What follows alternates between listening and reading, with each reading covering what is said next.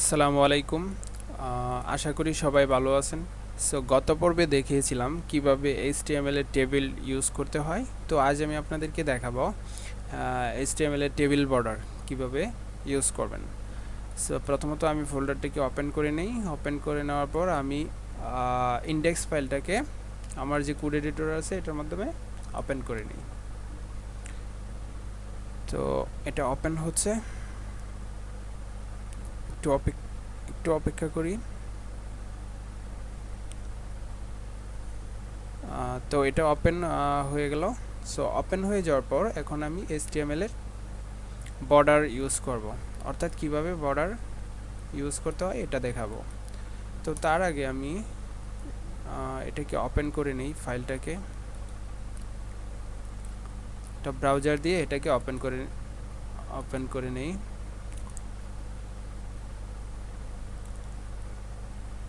তো এটা ওপেন হয়ে গেল। তো দেখতে পাচ্ছেন এই জায়গায় গত পর্বে যে আমি টেবিলটা ইউজ করেছিলাম এটার একটা বর্ডার দিয়েছিলাম, তারপর হচ্ছে বর্ডার কলাপসে ইউজ করেছিলাম, যার কারণে ডাবল বর্ডারগুলো চলে গেছে। তো এখন আমি বর্ডারের বিভিন্ন স্টাইল ইউজ করব। তো এই জায়গায় আমি এই বর্ডার স্টাইলটাকে চেঞ্জ করে দিই, বর্ডার 1 পিক্সেল সলিড, তারপর হচ্ছে বর্ডার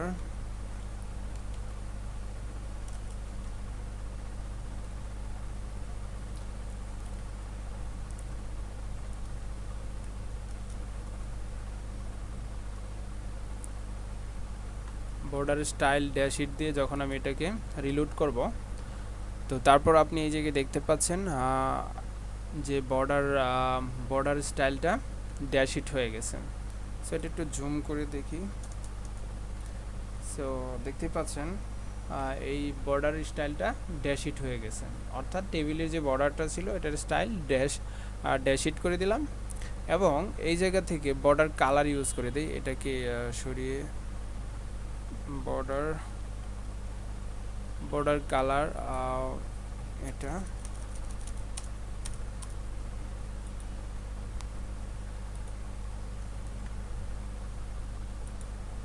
তো বর্ডার কালার এটা দেওয়ার পর বর্ডার উইথ আমরা ইউজ করতে পারি,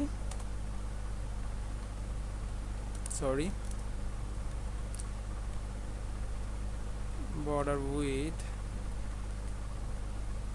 1 পিক্সেল।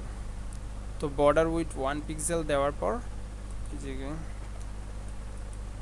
এটাকে সেভ করে যখন আমি পেজটাকে রিলোড করব, তো তখন দেখতে পাবেন যে এই জায়গায় 1 পিক্সেলে উইথটা শো করতেছে বর্ডারের।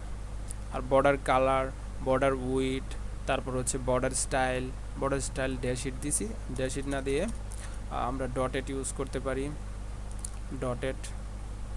দেন এটাকে সেভ করে এখন যদি আমি পেজটাকে রিলোড করি, তাহলে এই জায়গায় দেখতে পাবেন যে ডটেট আকারে বর্ডারগুলো শো করতেছে। তো তারপর হচ্ছে ডটেট ড্যাশিট বর্ডার স্টাইল ডাবল ইউজ করলে এই জায়গায় বর্ডার ডাবল চলে আসবে। সো যেহেতু আমি কলাপসে ইউজ করছি, বর্ডার কলাপসে, সেহেতু ডাবলটা চলে গেছে। সো আমি এটাকে কেটে দিই। কেটে দেওয়ার পর এখন যদি আমি এটাকে সেভ করে পেজটাকে রিলোড করি, তাহলে এই জায়গায় দেখতে পাবেন বর্ডার ডাবল চলে আসছে। তো তারপর হচ্ছে বর্ডার স্টাইল হচ্ছে GRAB গ্রপ, দেন কন্ট্রোল এস দিয়ে সেভ করে যখন আমি এটাকে রিলোড করব, তখন দেখতে পাচ্ছেন গ্রপ বর্ডার স্টাইল। তারপরে আমি এই জায়গায় ইনসেট ইউজ করতে পারি, বর্ডার স্টাইল ইনসেট, এবং এটাকে সেভ করে যদি আমি পেজটাকে রিলোড করি, তাহলে দেখতে পাবেন ইনসাইড আকারে বর্ডারগুলো শো করতেছে। আউটসেট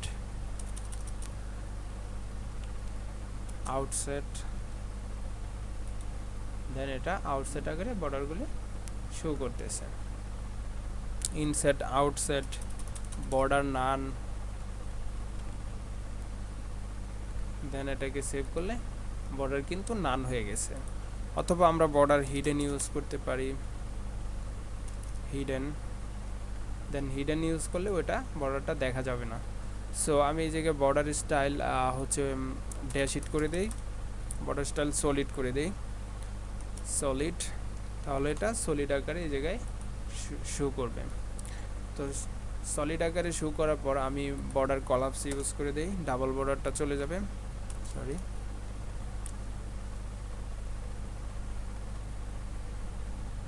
কলাপসে।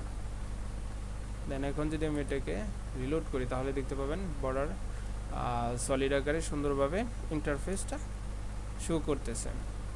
তো বর্ডার কলাপস ইউজ করা যায়, তারপর হচ্ছে বর্ডার সেপারেট।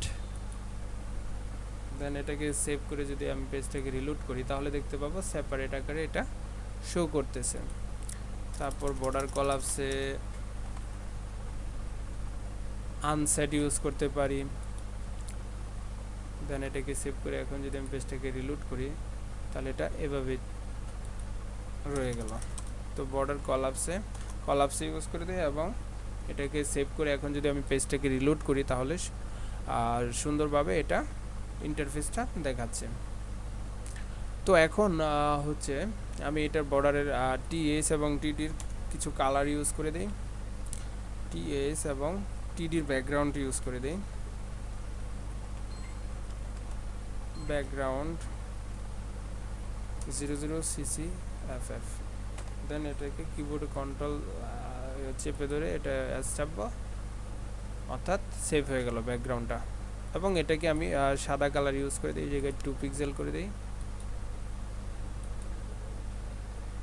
একটু স্লো কাজ করতেছে কম্পিউটার, সো একটু পরে যাই। দেন এটাকে কেটে দিয়ে 2 পিক্সেল এবং এই জায়গায় এটাকে হোয়াইট কালার করে দিই এবং এটাকে সেভ করে ফাইলটাকে যদি পেজটাকে আমি রিলোড করি তাহলে দেখতে পাবেন বর্ডারগুলো সুন্দরভাবে শো করতেছে। তো এটা হচ্ছে ব্যাকগ্রাউন্ড,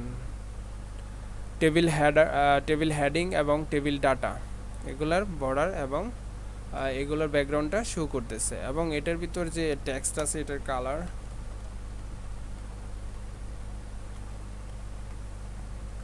FF এবং এটাকে সেভ করে যদি এখন পেজটাকে রিলোড করি তাহলে দেখতে পাবো টেক্সটের কালারগুলো হোয়াইট হয়ে গেছে। সো এটা এভাবেই থাকুক। দেন এটা কালো শো করতেছে। সো এটার প্যাডিং আমরা একটু বাড়িয়ে দিতে পারি 16 পিক্সেল এবং এটাকে সেভ করি তাহলে দেখতে পাবো ডানে বামে প্যাডিংটা বেড়ে গেছে। এবং অর্থাৎ প্যাডিং এটা হচ্ছে উপরে নিচে প্যাডিং এই অংশটা, আর এই ডান পাশের যে ইয়াটা এটা হচ্ছে ডানে বামে। ওকে, তো তারপর হচ্ছে আমরা বর্ডার রেডিয়াস ইউজ করতে পারি।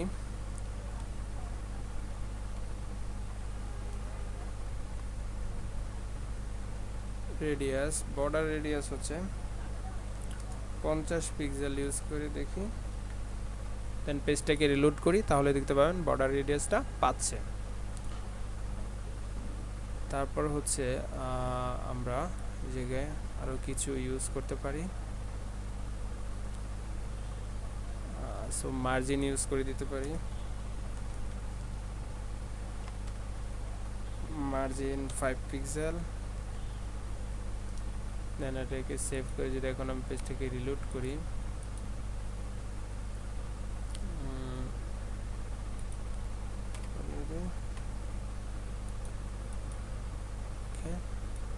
এই মার্জিনটা সরি